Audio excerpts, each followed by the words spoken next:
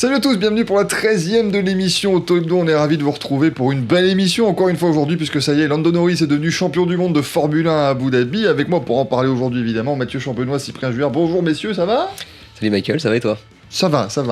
Bah moi également, ça va très bien. Comme tu l'as dit, Lando Norris champion, donc on va pouvoir discuter de tout ça après une belle et longue saison. Et oui, 24 Grands Prix qui ont donc permis à Lando Norris de remporter son premier titre de champion du monde de Formule 1. On va évidemment revenir largement sur ce Grand Prix d'Abu Dhabi, le théâtre de la finale du championnat du monde de Formule 1 2025. On parlera aussi évidemment de Max Verstappen qui échoue à 2 petits points et d'Oscar Piastri qui termine 3ème du championnat du monde. La question hebdo parlera évidemment de Lando Norris. On vous demandera, est-ce que c'est un beau champion du monde, Lando Norris, le 35e champion du monde de l'histoire de la Formule 1. On reviendra également sur ce qui s'est passé ce week-end en Formule 1, le début de la saison du côté de Sao Paulo au Brésil, et la Formule 2 qui terminait à Abu Dhabi comme la Formule 1.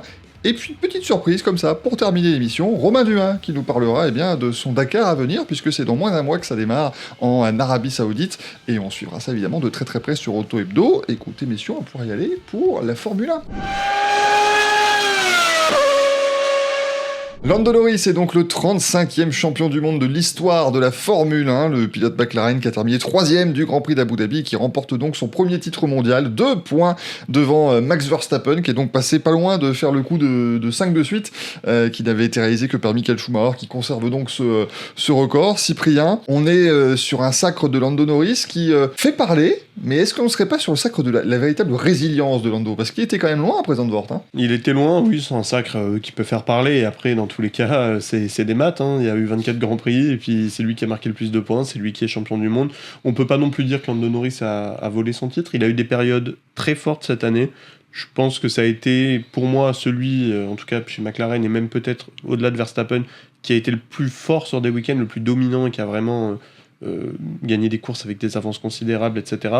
Il a eu aussi beaucoup de périodes de creux, il en a parlé, il a eu des doutes, il a beaucoup changé sa façon de travailler. On se souvient de cette période en début de saison notamment, il gagne en Australie, puis après pendant 6 courses de suite il gagne pas, il se fait battre par Piastri, Verstappen. Mais oui, c'est le sac de la résilience, parce que de toutes ces périodes de creux qu'il a pu avoir, de doutes, de Zandvoort aussi dont tu parlais, où il a une casse moteur, il s'en est toujours relevé, et c'est assez fort, c'est assez beau à voir, parce que c'est quelque chose dont on n'était pas vraiment sûr que Lando Norris soit capable. C'est-à-dire cette capacité à rebondir. On savait que c'était un pilote qui avait des failles mentales, qui s'en est jamais caché d'ailleurs, qui est très honnête là-dessus, qui le partage. C'est assez d'ailleurs intéressant à écouter quand il en parle. Il a montré que si, en fait, il avait vraiment progressé. Il avait passé ce palier qui lui permet de rebondir, pas de sombrer dans des spirales négatives comme l'a fait Piastri, par exemple. Donc c'est le sacre de la résilience. Et c'est un beau sacre pour Lando Norris. Mathieu ? Oui, il a fait plusieurs week-ends qui étaient franchement très complets, très pleins de sa part, que ce soit leader des essais libres 1 jusqu'à la fin du Grand Prix. Il a fait une deuxième partie de saison qui était plus qu'appliquée. En l'occurrence, il a été très très bon, et je vois Zandvoort comme vraiment un tournant dans sa saison, où on a le sentiment qu'il était au pied du mur et où il a agi comme un champion, pour le coup, à être capable de revenir progressivement, à ne pas se poser de questions. Et disons que j'ai bien aimé aussi le fait qu'il ne se décide pas de lutter uniquement contre Piastri. C'est-à-dire que mentalement, je pense qu'il a réussi à passer un cap au moment où il s'est dit « Ok, mon adversaire c'est Verstappen, et on va réussir à aller plus, on va dire, en profondeur dans la manière de réfléchir. » Et justement, voilà, il s'est moins posé de questions paradoxalement, et il a été plus véloce à ce moment-là. Donc moi je trouve qu'il a été loin de la machine dont on peut imaginer par exemple un Max ou un Lewis, mais en l'occurrence il a été très performant et surtout très efficace sur la deuxième partie de saison. Ouais, parce que même la période de creux, oui, c'était difficile en début de saison, la voiture lui convenait pas aussi complètement, mais il assurait des résultats, voilà, il essayait de prendre des petits points intermédiaires comme on dit souvent pour aller chercher ce sacre, mais c'est vrai, on rappelle Lando Norris, il est quand même arrivé en F1 il y a 6 ans, c'était sa 7e saison en Formule 1, 7e saison avec McLaren aussi, il a eu des opportunités de partir chez Red Bull, en tout cas il a eu des contacts avec d'autres équipes, il a à chaque fois choisi de prolonger son bail avec McLaren, il leur rend cela avec un titre de champion du monde, c'est ce qu'il disait beaucoup, c'est que ça fait évidemment depuis qu'il est tout petit que sa famille, ses proches mettent beaucoup dans sa carrière, investissent dans sa carrière, et il peut leur rendre autre chose que des merci. Il leur rend un titre mondial, ce qui est quand même quelque chose qu'on ne pourra jamais lui enlever. Il rejoint un cercle très fermé, il devient le 11e Britannique champion du monde aussi. Donc, et autant vous dire, j'avais lu d'ailleurs ça, et c'est vrai que c'est pas mal du tout. Quand on voit qu'ils ont donc Lando Norris, qui va peut-être pouvoir en gagner quelques-uns, encore des titres, on ne sait jamais, mais aussi Lindblad qui arrive en F1, Oliver Berman aussi qui est là avec Haas. Lewis Hamilton, qui pourquoi pas peut encore aller chercher son 8e titre, qui George sait. Russell. George Russell aussi.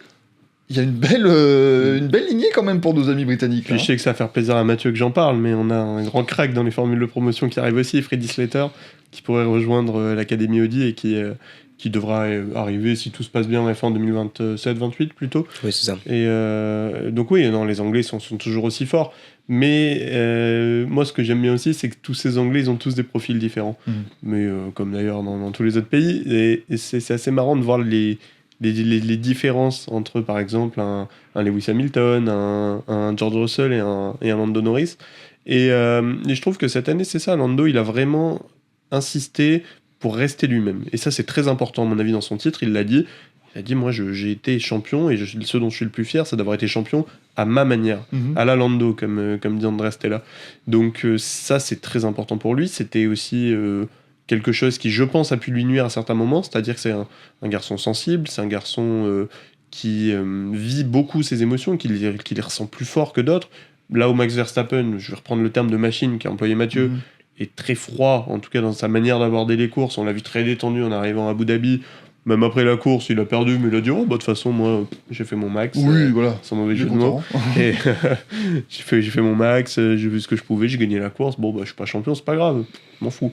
Et Norris, lui, il avait plus cette pression qui se mettait tout seul. Mais, ce qui est normal, hein. Ce qui est normal. C'est son premier titre. Hein. C'est son premier titre. C'était la première fois aussi qu'il se battait vraiment pour un titre. Parce que ça. L'an dernier, on avait eu en deuxième partie de saison une McLaren très forte qui était revenue sur la Red Bull, qui était devenue la voiture de référence finalement. Et il avait déjà montré quelques petites choses intéressantes et aussi beaucoup de failles, beaucoup d'erreurs, etc.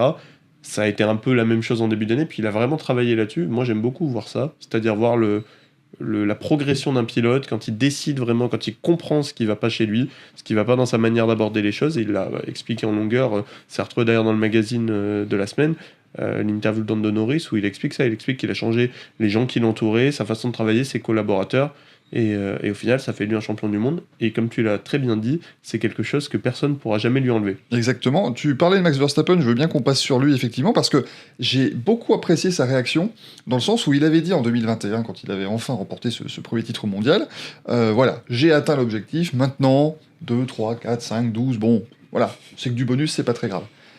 Et il l'a prouvé, en acceptant la finalité de cette saison, en disant bah voilà, il avait été, comme tu dis, détendu, content pour Lando Norris aussi, et ça fait aussi plaisir de voir que une bonne partie du paddock était contente aussi pour Lando Norris de devoir champion du monde, et voilà, et je pense que on entre dans une ère un petit peu différente peut-être de la F1, où gagner un titre, c'est vraiment ce pourquoi tous ces pilotes travaillent d'arrache-pied, mais ils comprennent aussi qu'il y a autre chose derrière, assez rapidement je trouve. Lando Norris, il l'a dit, voilà, il a réalisé son rêve de gosse. On sent que s'il peut en gagner 4, il sera content, mais voilà, il l'a fait. Verstappen, il est champion du monde, voilà, il l'aurait été cette année, il aurait été très content, là il l'est pas, c'est pas grave. Piastri, peut-être que ce serait un peu la même chose. Je sais pas, il y a une atmosphère un peu différente, menée par Max Verstappen, qui apporte aussi ce souffle un peu nouveau depuis quelques années en F1. Je sais pas ce que vous en pensez, Mathieu, peut-être Ouais, bah, en l'occurrence, Max, il l'a toujours dit, et je pense qu'il fallait le croire de ce point de vue. Son premier titre, c'était le plus important pour lui. Il a à la fois ce côté, comme je disais, machine, de dire que bah voilà, il se concentre course par course, et justement il n'est pas à se poser trop de questions, et il fait vraiment le travail qu'il faut. En l'occurrence, ce week-end a été un très bon exemple. Voilà, il n'a pas gagné, mais il a gagné quand même. C'est-à-dire qu'il a gagné la course, mais il n'a pas gagné le titre. Je suis assez d'accord avec toi sur le fait qu'on arrive dans une dimension peut-être plus humaine aussi de la Formule 1. Est-ce que c'est une question de génération ? Est-ce que c'est aussi peut-être une question de profil, hein, parce que ça s'étend à tous les sports, mais justement dans la décennie 2010, on a eu beaucoup de sportifs, toutes catégories confondues, qui justement vivaient pour le fait d'accumuler les titres et de battre tous les records. On a eu quand même plusieurs générations comme ça qui sont arrivées et qui ont tout écrasé. Et Lewis Hamilton, évidemment, en a fait partie en sport automobile. Donc je dirais que je pense qu'on va peut-être retrouver un jour ou l'autre un champion qui peut-être aura l'objectif de tout battre et tout accumuler à nouveau. Mais c'est vrai qu'en ce moment, oui, ça fait du bien d'avoir cette fraîcheur aussi de champions qui voilà, ne veulent pas forcément devenir les plus grands. Et d'ailleurs, Max l'a dit, on en a parlé, je crois que c'était la semaine dernière sur le site autohebdo.fr, en l'occurrence, que Max, si l'année prochaine ça lui convenait pas, la réglementation, bah, il serait prêt à partir, quoi. Et je pense que oui, il a toujours été dans cette logique de dire je fais mon maximum, je prends du plaisir, et si j'en prends plus, j'arrête. Ouais, c'est là où moi je différencie aussi les plus grands en termes de palmarès et les plus grands en termes d'image et de ressenti finalement. Vous voyez, quand on parle des plus grands pilotes de l'histoire de la Formule 1, on met tout de suite Ayrton Senna dans la discussion, alors qu'Ayrton Senna, finalement, c'est que, entre guillemets, 3 titres de champion du monde. Tout à fait. C'est vrai. On met pas Nelson Piquet, qui a aussi 3 titres au même niveau qu'Ayrton Senna. Donc, dans l'imaginaire collectif, évidemment. Donc, je pense qu'il y a un peu ça aussi. Verstappen, je pense qu'il est déjà, avec tout ce qu'il a fait depuis 2021, mais même avant, en fait, depuis qu'il arrive en Formule 1 en 2015. Oui, 2015, hein, clairement. Depuis 2015, il est arrivé à 17 ans, il a été déjà très très bon chez Toro Rosso, il gagne sa première course chez Red Bull en 2016 à 18 ans, c'est quand même exceptionnel. Et pareil, ça revient un peu sur ce que je disais sur Norris, c'est la progression de Verstappen qui est intéressante à suivre. La maturité acquise au fil des années fait qu'aujourd'hui c'est le pilote le plus complet de la grille, c'est le meilleur de tous. Je pense que personne peut nier que c'est le meilleur pilote du monde, même s'il n'est pas champion cette année. Il n'y a qu'à voir comment il maltraite ses coéquipiers, il n'y a qu'à voir comment il arrive à faire performer une Red Bull qui est beaucoup moins performante qu'elle n'y paraît entre ses mains. Donc, par exemple, si Verstappen prenait sa retraite, comme tu l'as dit, en 2026, avec 4 titres de champion du monde, est-ce qu'on serait pas sur un des plus grands de l'histoire, hein, comme Senna l'a été voilà, je sais pas, peut-être, en tout cas, selon moi, oui. Donc, je pense que ces pilotes comprennent ça, ils comprennent qu'en fait, les chiffres, c'est bien, empiler les records, c'est bien. Si vous avez l'occasion de le faire, faites-le. Si vous êtes Rafael Nadal, que vous avez l'occasion de gagner 14 fois Roland Garros, faites-le. 2006, 2007, 2008. vous n'allez pas vous en priver. Mais, C'était bien à ça que je faisais allusion, effectivement. Voilà, des Nadal en tennis, des Messi avec ses ballons d'or en foot, il y a pléthore d'exemples dans tous les cas. Mais je suis pas sûr que Verstappen soit un chasseur de records, c'est même sûr que non, et je suis pas sûr que Norris ait envie de le devenir. Et je pense aussi que tous ces pilotes ont conscience de quelque chose, c'est que aujourd'hui la Formule 1 a besoin de compétition, a besoin d'être un show qui plaît aux gens, qui garde les gens surtout. Parce qu'on a eu toute cette audience ramenée par Netflix, donc il faut la conserver. Et pour ça, qu'est-ce qu'on fait ? On change les réglementations régulièrement pour changer l'ordre. Donc là, on a une réglementation qui change après 4 saisons seulement. Pour enchaîner 7 titres, en avoir 7 dans sa carrière, comme l'a fait Hamilton, comme l'a fait Schumacher, là, il faut s'accrocher. Parce que la Red Bull n'était pas la meilleure voiture avant 2022. La Red Bull sera peut-être pas la meilleure voiture en 2026, si on prend l'exemple de Verstappen. Elle était déjà plus en fin de réglementation. Donc, elle l'était déjà plus depuis mi-2024. Voilà, ce qui arrivait très vite, hein, donc ça change assez rapidement. Mais je rejoins aussi le fait que cette saison, de toute façon, va faire date. Chez Max Verstappen, il y avait 104 points de retard sur le leader du championnat après Zandvoort. Il finit à 2 points seulement. Et honnêtement, vu comment le Grand Prix s'est passé, il suffisait d'un Charles Leclerc qui arrivait à mieux tenir ses pneus ou quoi que ce soit, et ça pouvait encore changer, et ça pouvait basculer pas loin. Dans le bon sens. Il suffisait d'un Yuki Tsunoda qui aille à la Checo Pérez School of Defending, hein, parce qu'à un moment donné, là, le ministre de la Défense n'a pas été... Oui, ou à la Nicolas Latifi School of se mettre dans le mur. Mais là, ça aurait été compliqué de... Ça aurait été gros, là. Oui. Ça aurait été drôle, mais ça aurait été compliqué à justifier tout ça. Il fallait passer via Racing Bulls, tu vois, que ce soit Lawson ou Adjar. Voilà. Ça aurait été plus difficile. Mais c'est vrai que c'est la... Je sens qu'il y a eu ça aussi chez Verstappen, c'est ce côté de dire, de toute façon, voilà, lui, il a fait tout le boulot qu'il devait faire sur toute la deuxième moitié de saison. Il a été irréprochable depuis la trêve estivale. Bon, il devait compter sur des choses annexes, elles se sont pas passées. Voilà. Et pour conclure rapidement sur Verstappen, moi ce que j'ai aimé aussi chez lui, pourtant c'est pas forcément le pilote que je préfère, notamment par rapport à son état d'esprit en piste, hein, on l'a déjà dit, il a plusieurs fois quelques déboires en l'occurrence que j'aime moins, des tendances peut-être parfois à aller au-delà de la limite ou à jouer avec la limite. Et ben je trouve que même là il s'est modifié cette année. C'est-à-dire que voilà, je l'ai toujours dit, même sans être fan de Max Verstappen, il faut reconnaître que cette année on a moins eu ce côté-là, et notamment il y a eu un avant et un après Barcelone. Je mets entre parenthèses Mexico, dans lequel je vous l'ai déjà dit dans cette émission, je trouvais que c'était très très border, et en l'occurrence s'il avait gagné j'aurais pas pu m'empêcher de me dire il y a quand même eu cet épisode-là. Mais il y a eu un avant et un après Barcelone, et d'ailleurs on l'avait vu hier justement en conférence de presse où la question lui a été posée par rapport à Barcelone, et lui c'est un peu agacé, voilà, face aux journalistes. Et je peux le comprendre parce que quelque part, il l'a déjà dit cette saison que on ne reverra plus ça de lui. Alors après, c'est à voir maintenant si c'est effectif, si c'est vrai, mais on ne reverra plus ça de lui, qui regrettait effectivement d'avoir été comme ça fut un temps.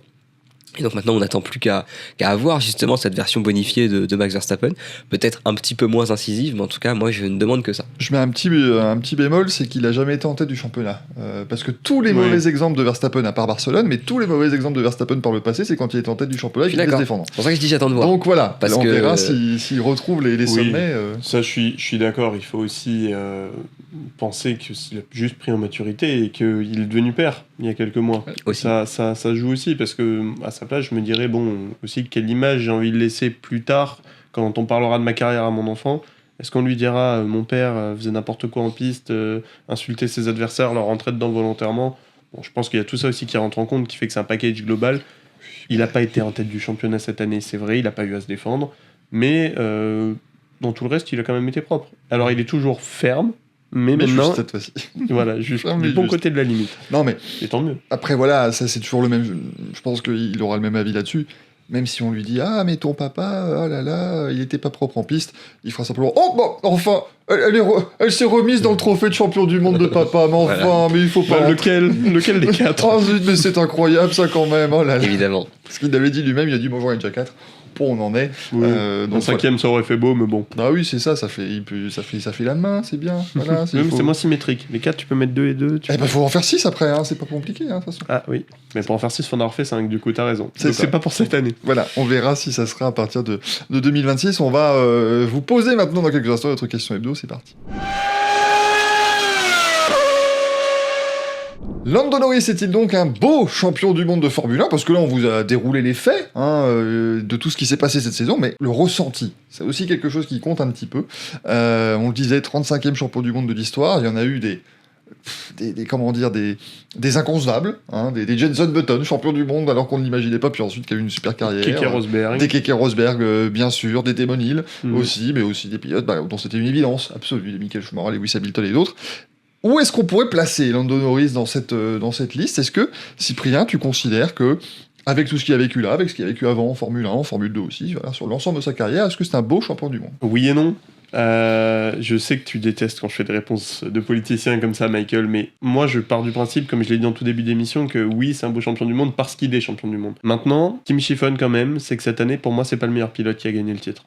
Et ça, moi je trouve que ça fait perdre un peu du crédit de Lando Norris. Il y a eu beaucoup d'erreurs. Alors, il faut aussi définir ce qu'est un beau champion du monde. Est-ce que c'est celui qui domine toutes les courses? Est-ce que c'est juste, je sais pas, celui qui donne le plus d'émotions? Je pense que Norris a su donner de l'émotion à ses fans cette année, beaucoup plus qu'Oscar Piastri, qui est beaucoup plus froid, par exemple. Mhm. Mais il y a eu des périodes creuses qui font, je vais pas revenir dessus, toutes ces périodes creuses, mais qui font, pour moi, le tableau est un peu plus gris. Ça reste un assez beau champion du monde, mais pour moi, s'il n'a qu'un seul titre, il sera plus dans la case des Keke Rosberg et des Jenson Button que dans celle des Hamilton ou Schumacher. Ceci étant dit, à la fin de la saison, il est champion du monde, il a battu son coéquipier, il a fait une saison avec 7 victoires, ce qui est quand même très fort. Il est déjà devant bon nombre de pilotes au palmarès de la F1 qui sont des excellents pilotes en termes de victoires, en termes de pole position, en termes de podium. Maintenant, il a un titre, ce qui est beaucoup plus aussi que nombre de très bons pilotes, donc ça reste quand même un assez beau champion du monde, mais je mets un petit bémol. J'espère pour lui qu'il aura un deuxième titre et qu'il pourra montrer plus de choses, dominer plus, s'affirmer encore plus, parce que ça manquait encore un peu d'un petit truc. Après, tu dis que c'est pas le meilleur pilote qui a été champion, c'est pas la première fois non plus. C'est malheureusement le problème de la Formule 1, c'est que le meilleur pilote doit avoir la meilleure voiture aussi pour pouvoir aller... Et là, tu chercher vois, le Mathieu, c'est là où il va nous parler de Fernando Alonso. Bah déjà, bien sûr, parce que si le meilleur pilote était champion du monde chaque année, Alonso, on sera 12 titres, évidemment, minimum. D'ailleurs, il l'a dit Non, mais en il l'a début de dit ce week-end. week-end. Il a dit, Non, mais ça fait depuis que j'ai pas gagné, en gros, que le Il meilleur a n'a dit, pas ça gagné. il a dit ça fait 19 ans que le meilleur pilote Et il a gagne tout pas le à fait championnat. raison, bien sûr. Non mais, tu vois, j'avais même pas cet exemple-là en tête, mais... Oh. non mais 96, Oui, bah Damon Hill est champion du monde, Oui. mais le meilleur, objectivement, c'est sans doute Schumacher. Mm. Parce qu'il a une Ferrari qui est complètement au fond du seau et qu'il arrive à gagner 3 courses avec. 2009, est-ce que Button est vraiment le meilleur sur l'ensemble de la saison? Il y a match. Ouais, Il y c'est a, peut-être il y a Vettel. discussion aussi, ça Mm. peut être Vettel, ça peut presque être Barrichello, parce que Barrichello, lui, quand la voiture était pas bonne, était au rendez-vous. Donc, il y a beaucoup de cas dans l'histoire de la Formule 1 où il y a ce genre de choses, et j'avoue que, personnellement, un titre de Lando Norris, ça me procure pas des émotions de folie, évidemment. Ça fait partie de ces champions normaux. Non, mais pour moi, t'as tout dit, et ça revient sur ce que je disais, c'est-à-dire que c'est un champion normal, Lando Norris, et du coup, on le met exactement dans la case de ceux que t'as cités, des Damon Hill, des Jenson Button. Donc, oui, il nous a pas procuré d'émotion, pas spécialement. Je pense qu'aucun d'entre nous était ému devant sa télé hier en le voyant gagner, mais Je pense qu'il est nécessaire de différencier le fait qu'il ait gagné en tant que pilote et là, à mon avis, il n'y a pas grand-chose à remettre en question, parce que notamment, il a été très solide, je l'ai dit tout à l'heure, en deuxième partie de saison, où là, il a été vraiment assez clinique à certains moments. Ah oui. Je pense que ce qui fait aussi qu'on a cette espèce de goût un peu amer, c'est la gestion de la saison de McLaren. En fait, il faut être honnête, je pense que à mon avis, on aurait tous préféré voir un Verstappen gagner, évidemment, toute proportion gardée, parce que McLaren a géré ça de manière à soit pour certains dire on avantage un petit peu Lando parce que sans avoir l'air d'y toucher, on y touche quand même un petit peu. Et puis d'un côté, il faut reconnaître qu'ils ont fait une voiture qui a été très rapide dès le départ. Ils ont arrêté le développement tôt et pour autant ça a continué d'être très très efficace à chaque fois. Et donc ce qui peut nous laisser un petit peu ce goût amer, c'est le fait qu'on a presque le sentiment que c'était une consigne de ne pas vraiment avoir d'effusion de joie, de pas vraiment... Voilà, tout était très propre chez McLaren cette saison. Et c'est plus ça, moi, qui m'a, à titre personnel en tout cas, un petit peu frustré. C'est le côté, oui, ok, Lando mérite son titre et bravo à lui, et ça, il n'y a absolument rien à en redire. Mais à la fin, voilà, est-ce que c'était une saison qui était en apothéose ? Non, parce que oui, en termes de chiffres, il y a 2 points d'écart entre les 2 premiers. Oui, en termes de nombre de victoires, ils étaient à 7 partout entre les 3 leaders. Mais est-ce qu'il y a eu beaucoup de batailles en piste entre les 3 qui nous vraiment un mano à mano, week-end après week-end ? Je trouve pas tant que ça, en tout cas. Non, ça dépendait des week-ends. C'est vraiment exactement. Il y a eu des dominations un peu alternatives. Donc, je pense que c'est plus le scénario de la saison dans son ensemble qui fait qu'on est un petit peu sur le frein à main. On a tellement eu des belles années dans les années justement où ça se jouait à pas grand-chose. 2021 étant un très bon exemple, même si la conclusion n'était pas au rendez-vous, mais il y en a eu d'autres même par le passé. Ouais, mais tu vois, 2021, il y a un truc qui me marque, c'est quand même l'excitation, je trouve, que les gens avaient avant la finale, qui était pour moi beaucoup plus élevée que cette année. Cette année, tout le monde était un peu excité. Mais bien sûr, mais c'est normal aussi. Le 2021, c'est un truc qu'on revivra jamais. C'est deux pilotes au sommet de leur art qui sont... Et parce que justement, deux équipes qui prenaient des décisions fortes, qui prenaient leurs responsabilités, qui s'affrontaient vraiment. On avait Mercedes et Red Bull à l'époque. Il y avait quand même, c'était 2 équipes avec une forte personnalité. Toto Wolff et Christian Horner, c'était pas Andrea Stella. Et puis parce qu'il n'y avait pas de retenue. C'est-à-dire qu'à chaque fois qu'il y avait un Grand Prix, on savait qu'ils allaient vraiment tout laisser sur la piste et que chaque point allait être maximisé. Et là, en l'occurrence, McLaren a sa part de responsabilité parce que cette année, c'est pas du tout ce qu'ils ont fait. Ils gagnent à 2 points, mais honnêtement, si on est très honnête entre nous, ils auraient pu gagner avec beaucoup plus d'avance et même gagner avant Abu Dhabi s'ils avaient mieux géré le championnat. De toute façon, il perd 18 points déjà, Norris. Voilà. Rien que ça. Donc, mais déjà, ils auraient dû faire 1 et 2 au championnat. Voilà. C'est pas normal que Piastri soit pas ça, c'est quand même ce qui est assez anormal. Mais moi je mettrais quand même dans le... Allez, c'est un beau champion dans le sens où il a battu un Verstappen au sommet de son art. Et ça, tu vois, indéniable. J'ai un peu la même sensation que quand Rosberg a battu Hamilton. On s'est dit, Rosberg est champion, machin. C'était un peu basique pour tout le monde. Mais d'un autre côté, il faut se souvenir qu'il a battu Lewis Hamilton, qui était sur une série de titres monumentales avant et après. Il a battu ce qui se faisait de mieux en Formule 1. Et aujourd'hui, Norris... Il avait une meilleure voiture, certes, sur la globalité de la saison, mais il a battu ce qu'il faisait de meilleur. Il a tenu le coup face à une remontée de malade mental, alors que Piastri est complètement passé à la trappe, même si c'était que sa 3e saison en Formule 1, Oscar Piastri. Donc il apprend, et c'est bien d'avoir pu lutter pour le titre aussitôt dans sa carrière. Mais voilà, Norris, il a quand même dû résister à une tempête, et comme on dit, il perd pas 18 points à Zandvoort, il a 20 points d'avance au total sur Verstappen, et il se fait pas disqualifier à Las Vegas pour une erreur de son équipe, il a plus d'une victoire d'avance. Donc... Ouais, après ça, pour moi ça marche dans les 2 sens. Donc, oui, mais si Antonelli rate pas son freinage en Autriche, il dégomme pas Verstappen. Oui, non, bien sûr, c'est ça. Voilà. Mais est-ce que sur l'ensemble de la saison, qui perd le plus de points, je sais pas. Sans même parler de la casse moteur ou de la disqualification, moi je parle plus des décisions qui ont été prises l'une après l'autre. On a vraiment le sentiment que cette fameuse compensation a fait perdre beaucoup trop de points à McLaren. Oui, mais par contre, Monza. Ah oui. Il récupère 3 points à Monza. C'est peut-être les 3 points qui lui permettent d'être champion. Voilà, ils ont peut-être eu raison finalement chez McLaren de faire ça sur ce coup-là. Entre ça et le dépassement sur Antonelli à 2 tours de la fin au Qatar, il peut dire merci à Antonelli de s'être manqué. D'ailleurs, évidemment, on condamne toute forme de harcèlement sur les réseaux sociaux envers Kimi Antonelli, parce que le pauvre, je pense qu'il va subir là encore plus les foudres des fans de Max Verstappen comme Nicolas Latifi avait subi celle de ceux d'Hamilton en 2021. Ouais, non, clairement, non, ça c'était vrai, c'était vraiment scandaleux ce qui était passé effectivement dans la foulée de ce Grand Prix du Qatar. Mais voilà, il y a 5 points déjà qui sont récupérés, qui tombent du bon côté. Voilà, c'est une saison de toute façon. Et c'est Max Verstappen qui le disait aussi. Voilà, oui, on peut pointer des moments de saison, mais à un moment donné, c'est 24 courses. on gagne sur 24 courses, on perd sur 24 courses, voilà, faut les prendre comme Et ça. 2 points au bout de 24 courses, c'est beau quand même. C'est formidable, c'était pas arrivé depuis longtemps en plus, un écart aussi serré au championnat. Donc voilà, il faut. C'est la première fois depuis que la victoire est à 25 points que l'écart est aussi faible à l'arrivée. Oui. Donc depuis 2010. Allez, après avoir parlé de Formule 1, on va passer quand même sur ce qui s'est passé aussi sur ce week-end, mais c'était des formules aussi. De la Formule E et de la Formule 2. Vous allez voir, c'est plutôt sympa. Et pour parler Formule 1, on retrouve Valentin Glo qui a suivi tout ce week-end de Sao Paulo. Comment ça va, Valentin ? Ça va et toi, Michael? Ça va très bien. Il revient du pays de la samba. Non. Non, malheureusement, j'étais pas au Brésil, j'étais pas au Sao Paulo, malheureusement. Mais j'étais dans la grisaille parisienne. Mais il a dansé la samba devant la course, on suis absolument certain. C'était un début de saison qui a quand même marqué. Hein, avec, disons que c'était animé, puisque sur les 20 voitures sur la grille, seulement 13 ont vu le drapeau à damier. Pas mal d'abandons, notamment, on en reparlera, celui de Pepe Marti, très spectaculaire.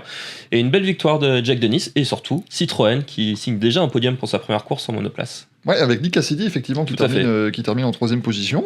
Voilà, ça va être un beau week-end pour Citroën, quand même, pour commencer cette aventure. Oui, Jean-Éric Vergne a fait des belles qualifications. Tout d'abord, il s'est hissé en quart de finale où il a été éliminé par Eduardo Mortara. Malheureusement pour Nick Cassidy, c'était un peu plus compliqué. Éliminé dès la phase de groupe, il était d'ailleurs très mécontent de sa performance. Seulement 15e sur la grille, mais c'est une course qui a récompensé les pilotes les plus patients, notamment sur l'utilisation des deux modes d'attaque. Et Nick Cassidy a réalisé des très beaux dépassements pour monter jusqu'à la 3e place. Et malheureusement pour Citroën, Jean-Éric Vergne a lui abandonné sur un problème technique après le drapeau rouge, il n'a pas pu repartir. Les drapeaux rouges justement dont tu parles, puisque Pepe Marti nous a quand même fait une sacrée frayeur. Ça fait 2 ans de suite que quelqu'un finit en tonneau à Sao Paulo, après Pascal Wehrlein l'an dernier. Tout à fait, Wehrlein l'an dernier. Et là, Pepe Marti qui a fait une belle frayeur, qui a fait un beau soleil, si je peux me permettre, puisque au moment de la fin de course, il restait 4 tours, il me semble. Donc on a tout d'abord eu Mitch Evans qui est sorti de la piste, qui a provoqué un full course yellow. Et au moment de l'activation de ce full course yellow, Pepe Marti a été surpris par le freinage devant lui d'Antonio Félix da Costa et de Nico Müller. Et le jeune espagnol qui faisait ses débuts en Formule 1, il ratait d'ailleurs la finale de la Formule 2 pour faire ses débuts. Donc a été surpris, a tout d'abord touché la monoplace de Nico Müller, puis a littéralement décollé sur celle d'Acosta et est parti en tonneau dans la ligne droite principale du circuit. Heureusement, le pilote va bien, s'en est sorti indemne, il s'est excusé, mais c'est une nouvelle preuve en tout cas que le halo, depuis son introduction, sauve certaines vies. Ouais, il est bien utile, ça c'est sûr, mais c'est vrai qu'il a marqué de son empreinte, en tout cas, sa première manche en Formule 1. Oui, et il a marqué de son empreinte la monoplace d'Antonio Félix da Costa, puisqu'on voyait les traces du pneu sur la Jaguar du Portugais, c'était assez impressionnant. C'est quand même complètement fou, effectivement, mais donc voilà, on va voir s'il pourra marquer autrement la saison. On espère pour lui. Parce que la Kiro Cupra est quand même pas mal aussi, hein, quand on voit Dan Tictum. Dan Tictum était 2e sur la grille, et malheureusement, il s'est fait rentrer dedans au premier virage par Nick De Vries, et ce qui a causé son abandon. Et après toutes ces péripéties, c'est donc Jack Dennis qui l'emporte pour Andretti. Oui, Jack Dennis qui avait récupéré la pole position après la pénalité infligée à Pascal Wehrlein, puisque les deux s'affrontaient en finale. Mais Wehrlein a été pénalisé de 3 places sur la grille avant même la finale, puisqu'il a été reconnu coupable d'avoir chauffé ses pneus dans la voie des stands en demi-finale, ce qui est interdit. Donc là, j'ai la patience pour Jack Dennis aussi en course, puisque le Britannique a bénéficié de la sortie de la voiture de sécurité après un accident entre Mortara et Di Grassi, enfin plutôt le fait que Mortara a été envoyé dans le mur par Lucas Di Grassi, c'est plutôt ça.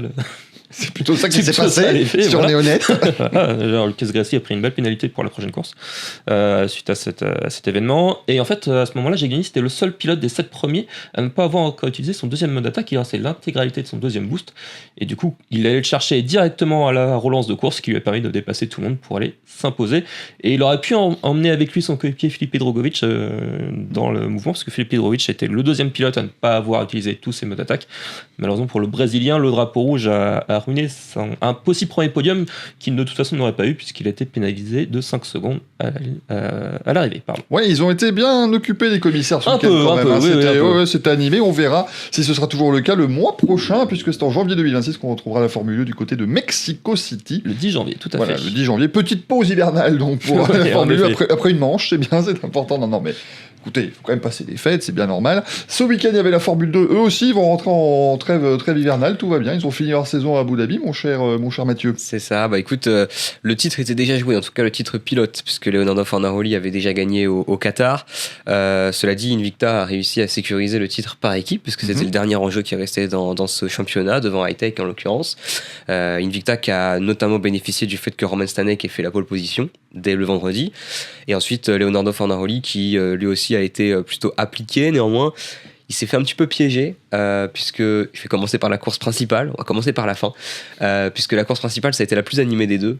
C'était vraiment très intéressant à suivre, même si c'était plus pour l'honneur qu'autre chose. En l'occurrence, on a eu une belle bataille à deux entre Arvid Lindblad, qu'on retrouvera donc en F1 l'année prochaine, et Leonardo Fornaroli, donc, qui est le champion en titre.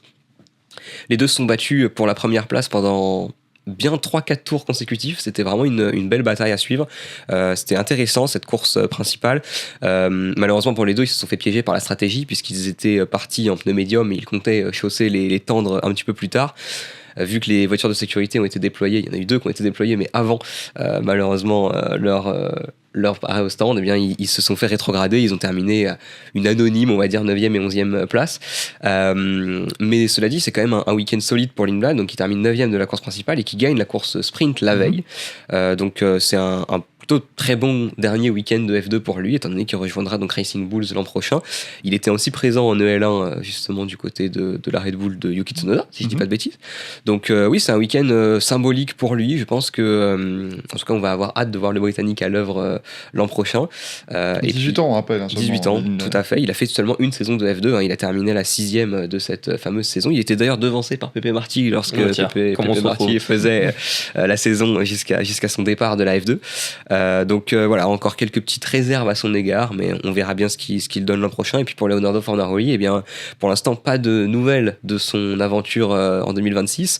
On pouvait s'attendre à ce qu'il rejoigne la grille de Super Formula, mais depuis qu'il a signé avec l'Académie McLaren, eh bien, on n'a pas encore de nouvelles, donc ça devrait à mon avis pas tarder. Ouais, on verra effectivement ce qu'il en sera. Et puis voilà, on est en décembre, c'est la période des fêtes, les cadeaux, tout ça. Donc j'ai un cadeau, voilà, pour vous, que je donne de la part de Pierre Barré quand même, parce que on rend à César ce qui appartient à César. Salut. Une petite interview, tiens, pour terminer cette émission, avec Romain Dumas, qui participera, on le rappelle, au Dakar avec un Ford Raptor en janvier prochain en Arabie Saoudite. Bon, ce week-end, c'est le Seven Racetrack du côté du circuit Paul Mécanique à Alès. Il y a quelques personnalités du sport automobile qui sont présentes, et notamment Romain Dumas, bien sûr. Alors Romain, on est dans votre jardin, puisque vous avez vos installations à quelques kilomètres d'ici. Évidemment, on profite de votre présence pour vous parler des prochaines échéances, et notamment de ce Dakar, comment le projet avance. Bon, ça a été un projet qui s'est décidé très tard, le 15 septembre. Bon, on en a parlé très tôt avec Ford, et puis finalement, ça n'avançait pas vraiment. Et puis le 15 septembre, tout à coup, il y a eu une possibilité d'avoir une voiture, etc. Tout s'est mis rapidement en place. On a récupéré la voiture fin septembre, elle est arrivée ici toute neuve. Donc on est vite allé au Maroc, essayé la voiture 3 jours. Bon, on n'a pas fait beaucoup de kilomètres quand même. Tout a été vraiment précipité. Donc vous dire comment ça va se passer, comment ça s'annonce...